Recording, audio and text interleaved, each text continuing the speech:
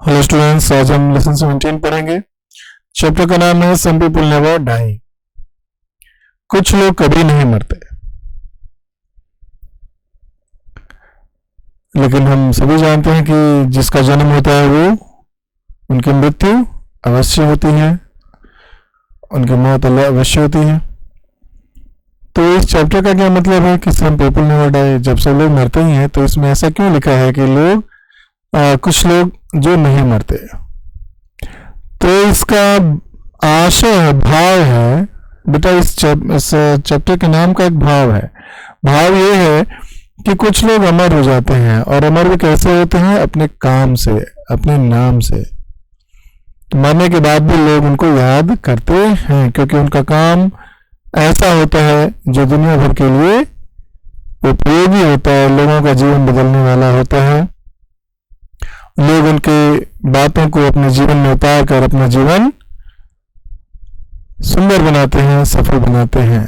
तो इस चैप्टर का मतलब यही है, चैप्टर में हमको यही पढ़ना है कि कुछ लोग जिन्होंने दुनिया में ऐसे काम किए, ऐसे विचार फैलाए जिससे वो अमर हो गए। जैसे महात्मा गांधी की तस्वीर है। महात्मा गांधी को हमने कभी नहीं देखा है, हमने से किसी पीढ़ी ने महात्मा गांधी को नहीं देखा, लेकिन हम उनको जानते हैं, उनके काम से जानते हैं, उनके नाम से जानते हैं, और वो अमर है। वो रहे चाहे ना रहे, लेकिन उनका नाम हमेशा अमर रहेगा। तो इस चैप्टर में ऐसे ही लोगों के बारे में हमें पढ़ना है जिन्होंने कुछ ऐसा काम किया जो वो अमर हो गए पूरे दुनिया में। Some people do such a remarkable piece of work for society that people remember them even after their death. In this way, they become immortal.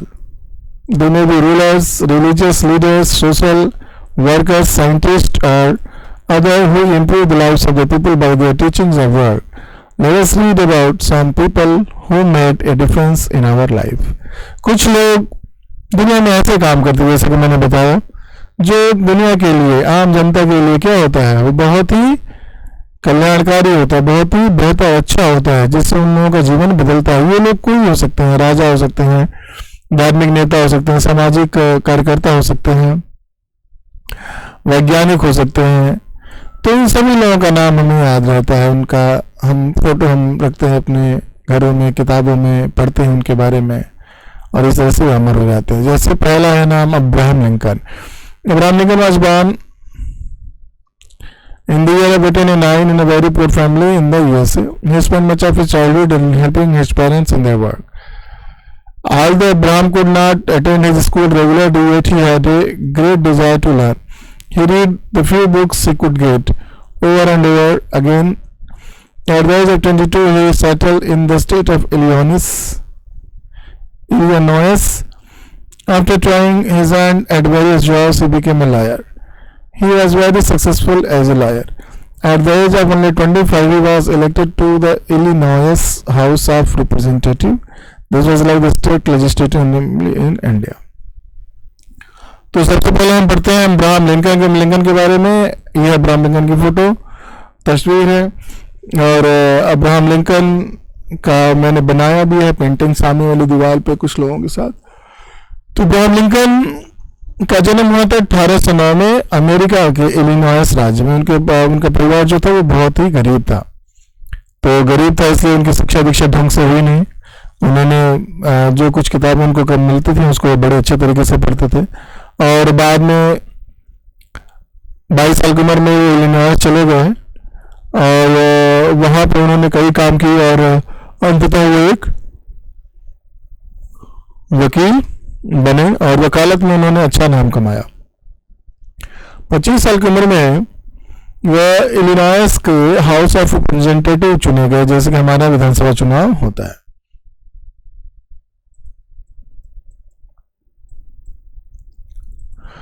At the time slavery was common in the USA, people from Africa who were called Negroes and blacks were kept as slaves by the white people.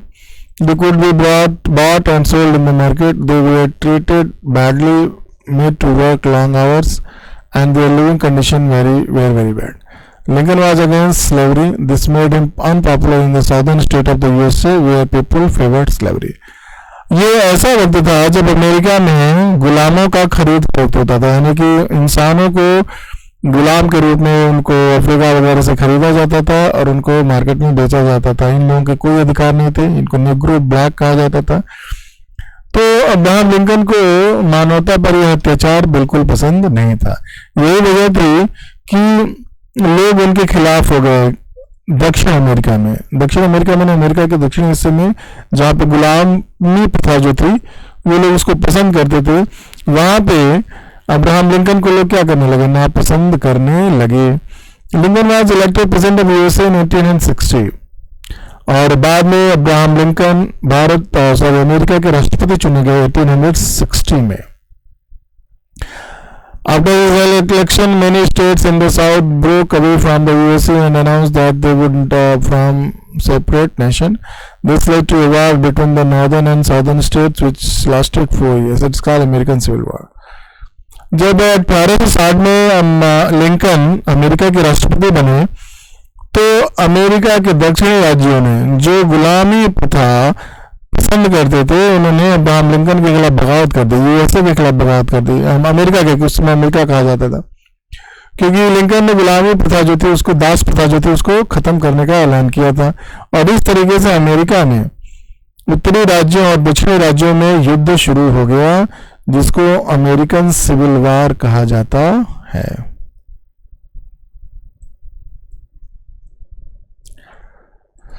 The war was won by a dominant state backed by Lincoln, and USA remained a united country. During the war, Lincoln announced the freedom of about 3 million slaves. 2 years later, a law was passed banning slavery in the USA. Lincoln was elected president for the second time. तो लेकिन यही जो चला उसमें Abraham Lincoln जो उत्तरी राज्यों का नेतृत्व कर रहे थे उनकी विजय हुई और अमेरिका को एक नया नाम मिला, यूनाइटेड स्टेट्स ऑफ अमेरिका। कोई भी राज्य अमेरिका से बाहर नहीं जा पाया और इस तरीके से बहुत बड़ी बात थी। और लिंकन ने लगभग 3 लाख मिलियन लोगों को आज़ाद कर दिया गुलामी प्रथा से। 2 साल बाद एक कानून बनाया गया जिसमें यूएसए में दास प्रथा को खत्म कर दिया गया और लिंकन दोबारा राष्ट्रपति चुने गए। He wanted people to forget the past and live in peace and unity. He made plans to remove differences between the northern and southern states, but before he could carry out his plans, he was shot dead by the supporter of the southern state. तो दूसरी बार भी America के राष्ट्रपति बने, वो और भी ज्यादा सुधार करना चाहते थे, लेकिन ऐसा हो ना सका। इसी बीच दक्षिणी राज्यों के एक समर्थक जिसका नाम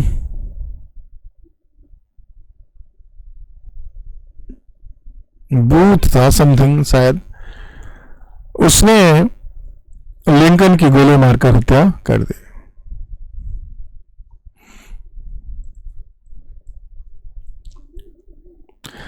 Mahatma Gandhi, the full name of Mahatma Gandhi was Mohandas Karamchand Gandhi. He was born on 2 October 1869. At the time the British ruled India, he studied law in England. He then went to South Africa and became a successful lawyer. South Africa was also ruled by the British at the time. अब दूसरा नाम जो हमारे महात्मा गांधी, हम सभी जानते हैं कि भारत को स्वतंत्र कराने में इनका कितना बड़ा योगदान था। महात्मा गांधी का जन्म 2 अक्टूबर 1869 में हुआ। उस समय भारत जो था अंग्रेजों के अधिकार में था।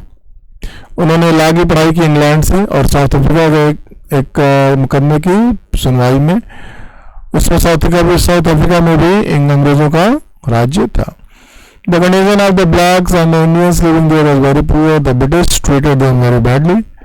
Gandhiji decided to fight against this injustice. He had developed his own method of fighting against injustice. He opposed injustice by using non-violent method of protest. This method was called satyagraha. Satyagraha in Sanskrit means truth and firmness. His method was successful and he became very well known in South Africa and India. जब Mahatma Gandhi south Africa गए अपने मुकदमे की पैरवी के लिए, उसमें south Africa में काले लोगों को और अंग्रेज भारतीय लोगों के जो दशा थी वो बहुत ही खराब थी। अंग्रेज उनको बहुत बुरे तरीके से ट्रीट करते थे। गांधी जी को ये बहुत बुरा लगा। और आप जानते हैं कि जब वो ट्रेन में यात्रा कर रहे थे उनके पास फर्स्ट क्लास का टिकट था, लेकिन फिर भी उनको फर्स्ट क्लास से निकालकर स्टेशन पर फेंक दिया गया कि वो फर्स्ट क्लास में यात्रा नहीं कर सकते, उनके लिए थर्ड क्लास बनाया। यहीं से गांधी जी के मन में एक अंग्रेजी जो भेदभाव था उसके खिलाफ उनका गुस्सा फूटा और उन्होंने अफ्रीका में लोगों को संगठित करना शुरू कर दिया। लेकिन अंग्रेजों से लड़ाई करने के लिए उन्होंने लाठी, डंडा, बंदूक, तलवार का इस्तेमाल नहीं किया। उन्होंने एक नए तरीके का इस्तेमाल किया जिसका नाम उन्होंने सत्याग्रह रखा। इसमें वो किसी भी तरीके के झगड़े से दूर रहते थे, किसी भी तरह की हिंसात्मक कार्रवाई को पसंद नहीं करते थे। वो सिर्फ अपनी मांग करते थे, विरोध करते थे कि ये गलत है, लेकिन विरोध के रूप में वो लड़ाई या झगड़ा नहीं करते थे। हालांकि उनका जो तरीका था वो बहुत ही पॉपुलर हुआ और साउथ अफ्रीका में उनको सफलता मिली।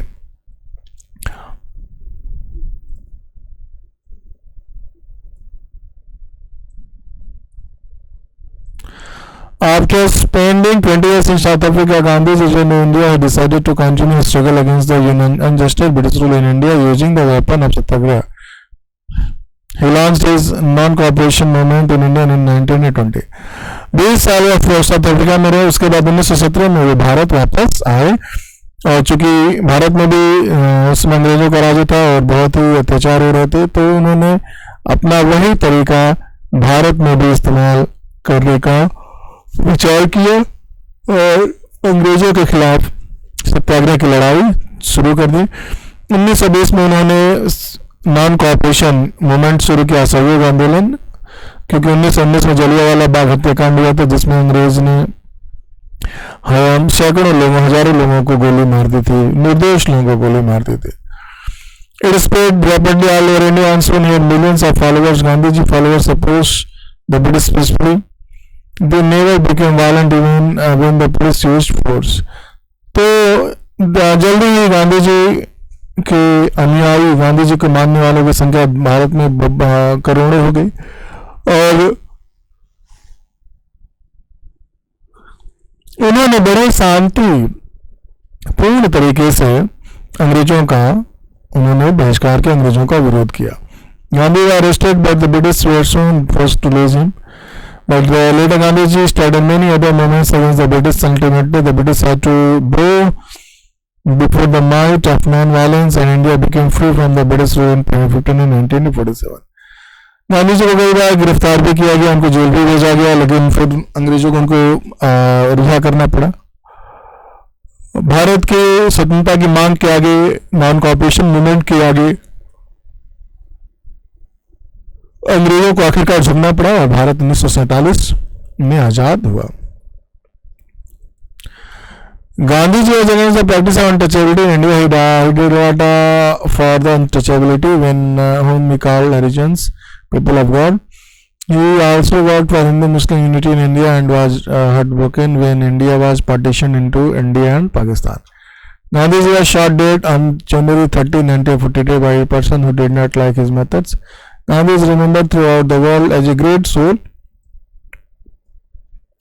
He called Mahatma, is called Mahatma Gandhi. Mahatma means the great soul. Gandhi ji ने अछूतों के उद्धार के लिए भी काम किया। अछूत मतलब अनटचेबल, उस समय वो उनको हरिजन कहते थे। उन्होंने हिंदू मुस्लिम एकता के लिए भी काम किया, लेकिन उनका काफ़ी उनको सदमा पहुंचा जब भारत और पाकिस्तान दो देश बने। गांधी जी की जो विचारधारा थी, उनके जो सिद्धांत थे, उससे गुस्सा होकर, क्रोधित होकर एक आदमी जिसका नाम नाथूराम गोडसे था, उसने 30 जनवरी 1948 को उन्हें दिल्ली में गोली मार दी। और लेकिन महात्मा गांधी को पूरे विश्व में उनके नॉन कोऑपरेशन सत्याग्रह के लिए याद किया जाता है। उन्होंने दुनिया को दिखाया कि आपके जो विरोधी हैं, जो अत्याचार कर रहे हैं, उनसे भी आपको प्रेम से पेश आना चाहिए। Martin Luther king, you know that slavery was already banned in the USA by Abraham Lincoln, but the blacks were still treated badly by the whites. They were not considered to be equal to the whites. In several places, buses had separate seats in blacks and whites. Blacks were not allowed in several eating places. Martin Luther King was the main person who fought against the injustice. He was born in southern state of Georgia in USA in 1929. इसके पहले अभी महात्मा गांधी पहले हमने पढ़ा कि किस तरीके से अब्राहम लिंकन अमेरिका के जो राष्ट्रपति थे उन्होंने दास प्रथा को खत्म कर दिया. काले लोगों को निगरे लोगों को भी उन्होंने अधिकार दिए, लेकिन ये एक शुरुआत थी. उसके बावजूद जो निगरे लोगों के प्रति अमेरिका में जो भेदभाव था वो जारी रहा. अमेरिकन उनको अपने बराबर नहीं समझते थे और हर जगह उनके साथ भेदभाव किया जाता था. ट्रेन और बसेस में उनके लिए सीट अलग रहती थी. रेस्टोरेंट में, होटल में उनको नहीं जाने दिया जाता था. तो इस चीज के खिलाफ जिन्होंने लड़ाई लड़ी उनका नाम था मार्टिन लूथर किंग. इनका जन्म अमेरिका के राज्य जॉर्जिया में 1929 को हुआ था. Martin Luther King was so impressed with Gandhiji that he visited in India in 1959 to understand Gandhiji's Satyagraha movement. He used Gandhiji's non-violent methods of protest demanding equality for the blacks in the USA. He gained tremendous support among the blacks. Martin Luther King Gandhi ji के विचारों से बहुत प्रभावित थे. वो 1959 में गांधी के सत्याग्रह movement को समझने के लिए इंडिया भी आए थे और इसको उन्होंने अमेरिका में लागू किया भी और उन्हें बहुत सपोर्ट मिला. On August 18, 1960, about 2 lakhs people joined him as a march on Washington. A year later, a law was passed in the USA giving equality to the blacks. King was given the Nobel Peace Prize for his efforts. However, in some states, injustice towards blacks continued. In Alabama, some white officials prevented the blacks from voting in the election. The people joining King's protest march were beaten by the police, but the protest continued. 28 अगस्त 1963 में लगभग 2 लाख लोगों के साथ Martin Luther king ने march on Washington यात्रा शुरू की, जिसके बाद यूएसए गवर्नमेंट को काले लोगों को भी अधिकार देने का बिल पास करना पड़ा. बाद में उनको नोबेल पीस प्राइज भी मिला. हालांकि इसके बाद भी कुछ राज्यों में काले लोगों के प्रति भेदभाव बना रहा. अलाबामा में कुछ गोरे अधिकारियों ने ब्लैक लोगों को वोट देने से रोक दिया. लोग लेकिन मार्टिन लूथर किंग के विरोध में शामिल होते रहे और उनको पीटा भी जाता रहा, लेकिन फिर भी विरोध जो था वो जारी रहा. A law was formulated according to which the blacks could not be stopped from voting. Martin Luther King was shot dead in 1962 at the young age of 39. But during his lifetime, he made it possible for a whole race of people to live with dignity. इसके बाद एक नियम कानून बनाया गया जिसके अनुसार काले लोगों को वोट देने से रोका नहीं जा सकता था. मार्टिन लूथर किंग को 1968 में 39 साल की उम्र में गोली मार दी गई, लेकिन उनके जो काम थे काले लोगों को न्याय दिलाने का वो दुनिया भर में सराहा गया. उनका नाम अमर हो गया.